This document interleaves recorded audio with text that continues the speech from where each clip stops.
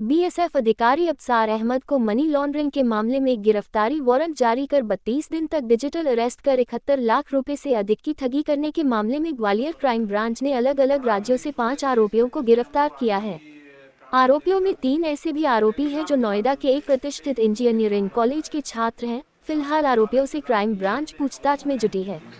मध्य प्रदेश के ग्वालियर टेकनपुर स्थित बीएसएफ अकादमी में पदस्थ इंस्पेक्टर अब्सार अहमद को शातिर ठगों ने 2 दिसंबर 2024 को मुंबई साइबर और क्राइम ब्रांच के फर्जी अधिकारी बनकर मनी लॉन्ड्रिंग केस में गिरफ्तारी वारंट जारी होने का डर दिखाकर बीएसएफ अफसर को 32 दिन तक डिजिटल अरेस्ट कर ठगों ने अलग अलग खातों में 34 ट्रांजैक्शन कराकर लगभग 72 लाख रुपए ठग लिए थे।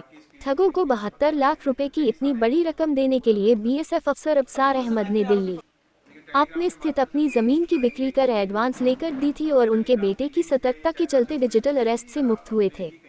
इस ठगी के मामले में क्राइम ब्रांच ने मामला दर्ज किया था और जांच में पाया कि ठगी का 75% रुपया कोलकाता, कर्नाटक, औरंगाबाद, बिहार और गुड़गांव, हरियाणा की बैंक खातों गया, बाकी पैसा 50 अन्य बैंक खातों में गया था। वहीं पुलिस ने ठगों से 10 लाख रुपया रिकवरी किया। इसके बाद नोएडा के प्रतिष्ठित इंजीनियरिंग कॉलेज में पढ़ने वाले 3 छात्रों सहित 5 लोगों को अलग अलग राज्यों से क्राइम ब्रांच ने गिरफ्तार किया है। नोएडा के जो छात्र पुलिस के हाथ लगे हैं वो टेलीग्राम के माध्यम कुछ लोगों के संपर्क में आए थे जिन्होंने अपनी पहचान चाइनीज व्यक्ति के रूप में बताई थी और चाइनीज भाषा में ही कम्युनिकेशन किया था। आरोपी छात्र अपने बैंक खातों में 6% कमीशन पर ठगी की रकम ट्रांसफर कराते हैं और अकाउंट में ट्रांसफर की गई रकम को यूएस डॉलर में कन्वर्ट कर मुख्य आरोपी तक पहुंचाई जाती। बीएसएफ अफसर के मामले में ऐसा ही हुआ है। ग्वालियर एसपी धर्मवीर सिंह यादव का कहना है कि आरोपियों के मोबाइल से ऐसा डाटा मिला है जिससे ये सिद्ध होता है कि बीएसएफ अफसर से ठगी की रकम इन्हीं आरोपियों के खाते में पहुंची थी। चाइनीज व्यक्ति के बारे में जानकारी जुटाई जा रही है। डिजिटल अरेस्ट के एक बहुत ही महत्वपूर्ण मामले में हमारी क्राइम ब्रांच और साइबर टीम को एक बड़ी सफलता मिली है। इस मामले के विवेचक धर्मेंद्र शर्मा और इनकी साइबर टीम जो मदद कर रही थी, इन्होंने काफ़ी इंटरेस्टेड ऑपरेशंस किए। ये जनवरी 2025 का मामला है जिसमें कि बीएसएफ टेकनपुर के एक अधिकारी को एनफोर्समेंट एजेंसीज़ की गिरफ्तारी का डर दिखा के और लंबी अवधि तक उनका प्रताड़ित किया गया, उनको डराया धमकाया गया और इस तरीके से कुल 71 लाख की जो राशि थी उसका अलग अलग अकाउंट में ट्रांसफ़र हुआ था। ये केस बहुत ही सेंसिटिव था, इसमें लगातार टीमें लगाई गई। हमारी क्राइम ब्रांच के एडिशनल एसपी कृष्ण लाल चंदानी जी, विवेचक धर्मेंद्र शर्मा और उनकी पूरी टीम, इन्हें लगातार इस केस में 6 जनवरी के बाद से प्रयास किए। कुल 5 आरोपी इसमें अरेस्ट किए गए हैं। ये आरोपी अलग अलग राज्यों के रहने वाले हैं। इसमें झारखंड, बिहार, दिल्ली और कोटा राजस्थान के आरोपी 3 अभी गिरफ्तार हुए हैं। इस पूरे फ्रॉड केस में जो 71 लाख रुपए की राशि ट्रांसफ़र हुई थी उसमें से एक बड़ी राशि 10 लाख रुपए की राशि वापस पीड़ित को उसके अकाउंट में ट्रांसफ़र करा दी गई है। अभी 3 आरोपी जो गिरफ्तार हुए हैं, ये आरोपी बेसिकली इंजीनियरिंग के छात्र हैं, पढ़े लिखे स्टूडेंट हैं। ग्रेटर नोएडा की एक बहुत ही प्रतिष्ठित यूनिवर्सिटी में अपना स्टडी कर रहे हैं, वहाँ हॉस्टल्स में रहते हैं और ये टेलीग्राम जो एप्लीकेशन है उसके ज़रिए कुछ लोगों के संपर्क में आए और इनको कहा गया है कि फ्रॉड की जो राशियाँ आती हैं उसमें अपने अकाउंट्स में यूज़ करने दीजिए और उसका आपको 6% का उसका कमीशन मिलेगा। टेलीग्राम एप्लीकेशन में जिन लोगों से इनके संपर्क हुए उन्होंने अपनी आइडेंटिटी चाइनीज़ नेशनल के रूप में बताई और कम्युनिकेशन भी उन्होंने उसी भाषा में किया जिसको इन्होंने ट्रांसलेट भी किया है।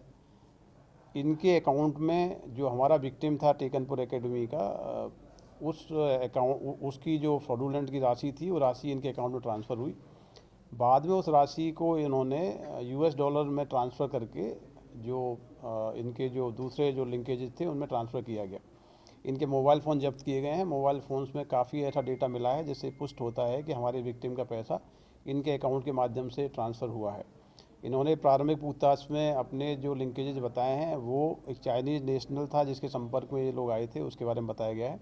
लेकिन अभी इसको ऑथेंटिक तरीके से विवेचना की जाएगी कि वो जो व्यक्ति था जिसने अपनी पहचान चाइनीज़ नागरिक के रूप में बताई वो वास्तव में चाइना का रहने वाला है या फिर यहीं रह के ऑपरेट कर रहा है। तो ये बड़ा ब्रेक थ्रू है इस केस में। जो 5 गिरफ्तारियाँ हुई हैं इससे काफ़ी हमको लिंकेज और कनेक्शंस मिले हैं, किस प्रकार से इस प्रकार के जो फ्रॉड साइबर क्रिमिनल्स हैं किस प्रकार से ये टेलीग्राम एप्लीकेशन के माध्यम से अनेक ग्रुप संचालित कर रहे हैं और उन ग्रुपों में पढ़े लिखे स्टूडेंट्स को इनवाइट करते हैं कि आप फ्रॉड का पैसा अपने अकाउंट्स में आने दीजिए और कमीशन प्राप्त करिए।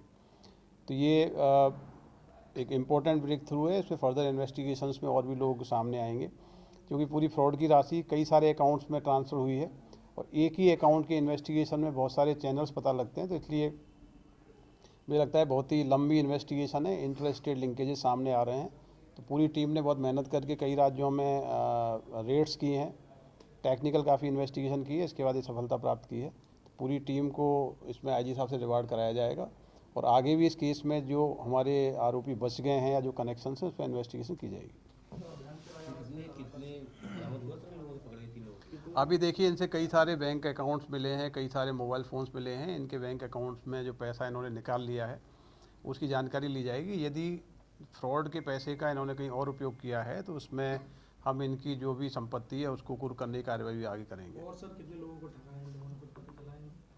देखिए, अभी जिस अकाउंट्स के बारे में बात कर रहा हूँ, जिस अकाउंट से पैसा रोटेट होकर US डॉलर के माध्यम से चाइनीज़ नागरिक को गया है, उसमें हमारे फ्रॉड का लगभग 29,000 रुपये ट्रांसफ़र हुआ था। लेकिन अकाउंट के डिटेल्स देखने से लगता है कि ये लोग और भी इस प्रकार का ट्रांजेक्शन्स किए हैं जो अलग अलग अपराधों से संबंधित हो सकते हैं।